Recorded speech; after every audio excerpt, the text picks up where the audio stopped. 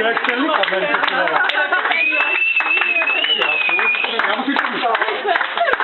je Černíkov.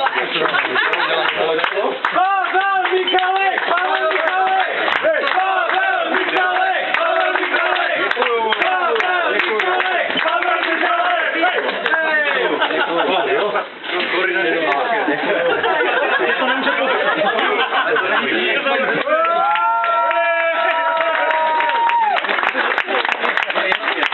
Dobrá práce!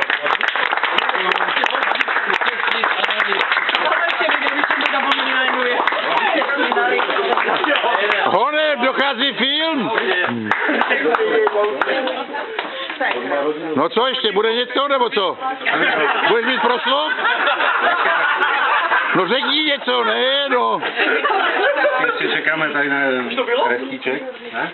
Nečekáme, my čekáme na to, co řekneš. Jo, tak já to využiju samozřejmě, tak já bych určitě chtěl poděkovat organizátorům, určitě Prochimu, Davidovi, Marcelce, prostě všem, co se podílí.